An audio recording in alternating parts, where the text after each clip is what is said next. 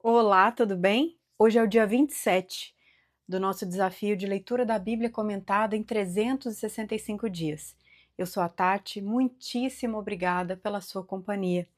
Nós estamos usando a Bíblia de Estudo Joyce Meyer com comentários da autora. Hoje nós seguimos no livro de Jó, dos capítulos 38 ao 42. Que o Senhor nos abençoe. Capítulo 38. O Senhor fala. Então o Senhor respondeu a Jó do meio da tempestade e disse: Quem é esse que obscurece o meu conselho com palavras sem conhecimento? Prepare-se como simples homem.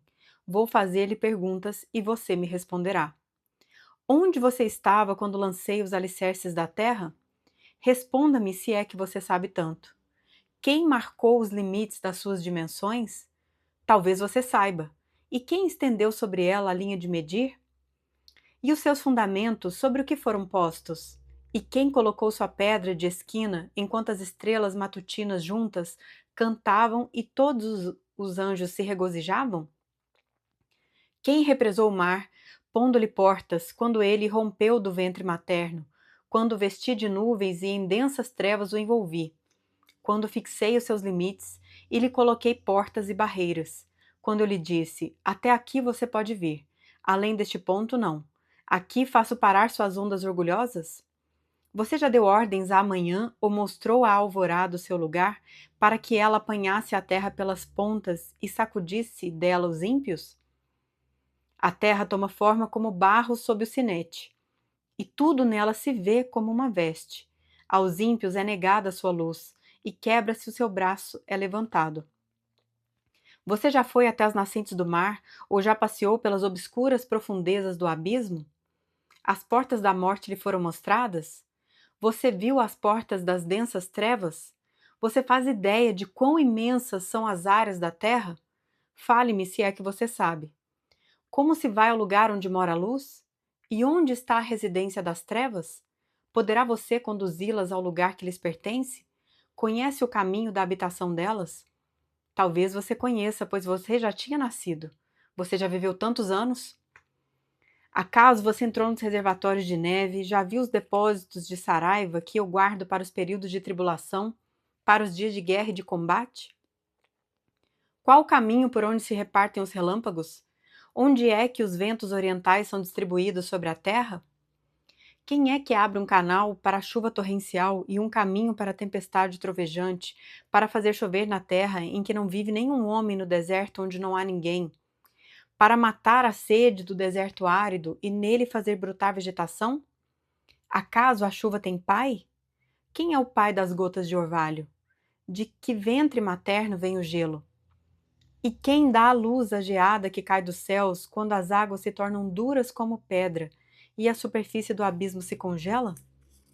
Você pode amarrar as lindas Pleiades, pode afrouxar as cordas do Órion?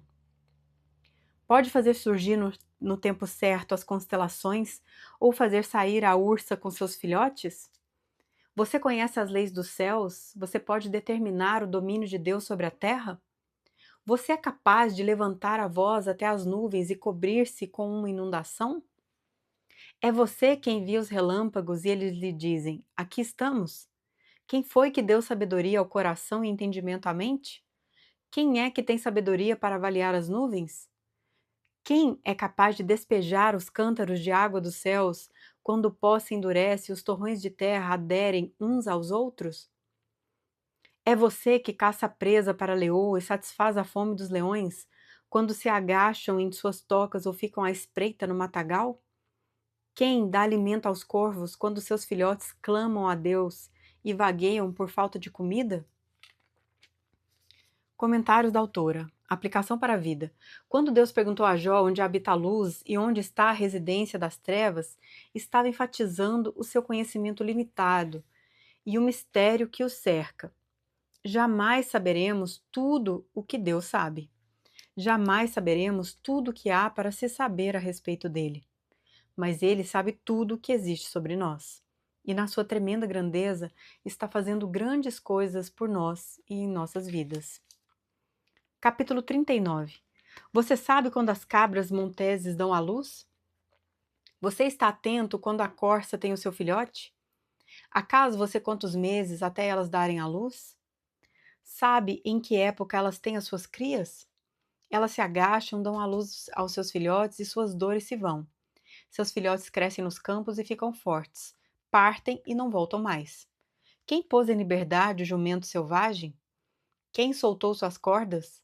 Eu lhe dei o deserto como lar, o leito seco de lagos salgados como sua morada. Ele se ri da agitação da cidade, não ouve os gritos do tropeiro. Vagueia pelas colinas em busca de pasto e vai em busca daquilo que é verde. Será que o boi selvagem consentirá em servir você? E em passar a noite ao lado dos coxos do seu curral? Poderá você prendê-lo com arreio na vala? Irá atrás de você arando os vales? Você vai confiar nele por causa da sua grande força? Vai deixar a cargo dele o trabalho pesado que você tem que fazer? Poderá você estar certo de que ele recolherá o seu trigo e o ajuntará na sua eira? A avestruz bate as asas alegremente. Que se dirá então das asas e da plumagem da cegonha? Ela abandona os ovos no chão e deixa que a areia os aqueça, esquecida de que um pé poderá esmagá-los, que algum animal selvagem poderá pisoteá-los. Ela trata mal seus filhotes, como se não fossem dela, e não se importa se o seu trabalho é inútil. Isso porque Deus não lhe deu sabedoria, nem parcela alguma de bom senso.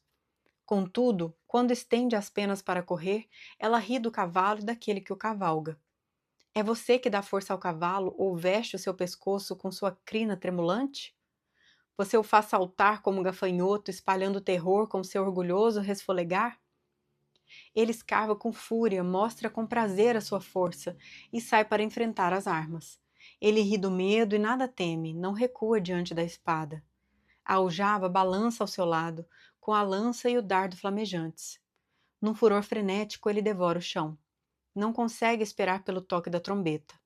Ao ouvi-lo, ele relincha. Eia! De longe se sente o cheiro de combate, o brado de comando e o grito de guerra. É graças à inteligência que você tem que o falcão alça voo e se estende as asas rumo ao sul. É por sua ordem que a águia se eleva e no alto constrói seu ninho?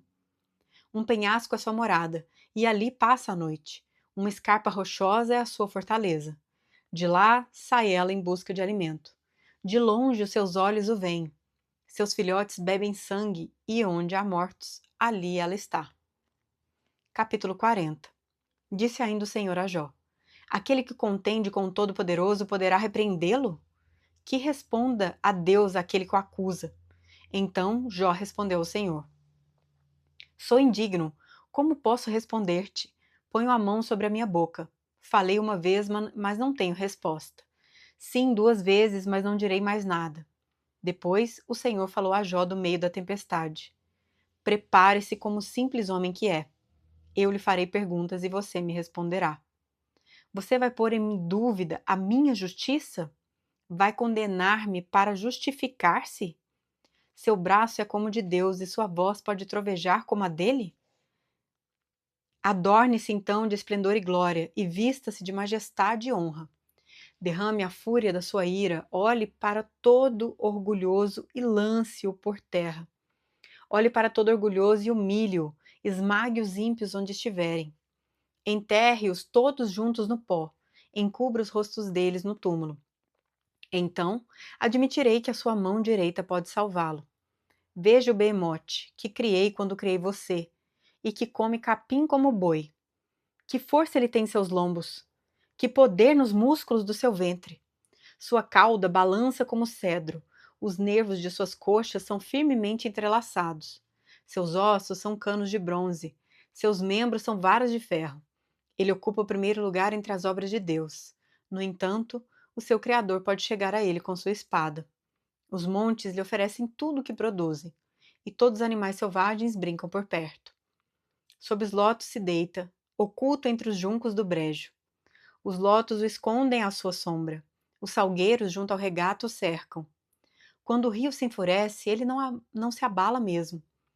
Ainda que o Jordão encrespe as ondas contra sua boca, ele se mantém calmo.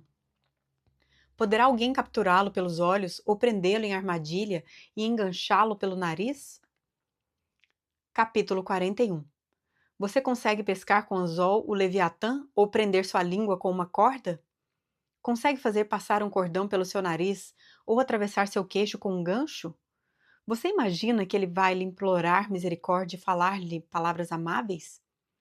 Acha que ele vai fazer acordo com você para que o tenha como escravo pelo resto da vida? Acaso você consegue fazer dele um bichinho de estimação, como se fosse um passarinho, ou pôr-lhe uma coleira para dá-lo às suas filhas? Poderão os negociantes vendê-lo ou reparti-lo entre os comerciantes?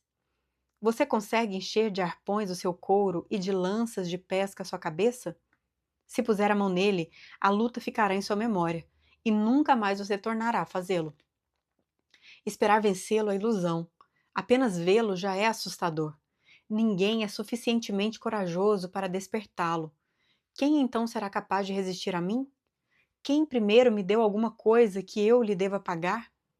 Tudo o que há debaixo dos céus me pertence. Não deixarei de falar de seus membros, de sua força e de seu porte gracioso. Quem consegue arrancar sua capa externa? Quem se aproxima dele com uma rédea? Quem ousa abrir as portas de sua boca, cercada com seus dentes temíveis? Suas costas possuem fileiras de escudos firmemente unidos. Cada um está tão junto do outro que nem o ar passa entre eles. Estão tão interligados que é impossível separá-los. Seu forte sopro atira lampejos de luz. Seus olhos são como os raios da alvorada. Tições saem da sua boca. Fagulhos de fogo estalam. Das suas narinas sai fumaça como de panela fervente sobre fogueira de juncos. Seu sopro acende o carvão e da sua boca saltam chamas. Tanta força reside em seu pescoço que o terror vai adiante dele. As dobras da sua carne são fortemente unidas, são tão firmes que não se movem.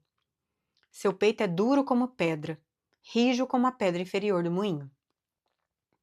Quando ele se ergue, os poderosos se apavoram, fogem com medo dos seus golpes. A espada que o atinge nada lhe faz, nem a lança, nem a flecha, nem o dardo.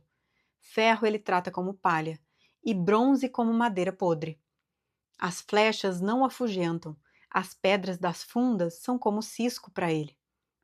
O bastão lhe parece fiapo de palha.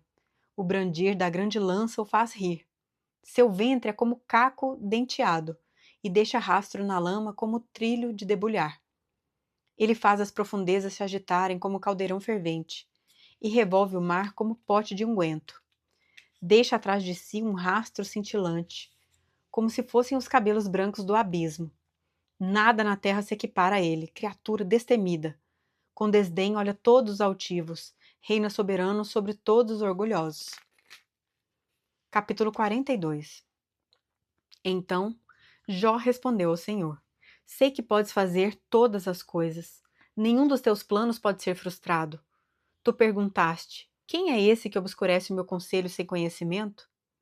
Certo é que falei de coisas que eu não entendia, coisas tão maravilhosas que eu não poderia saber.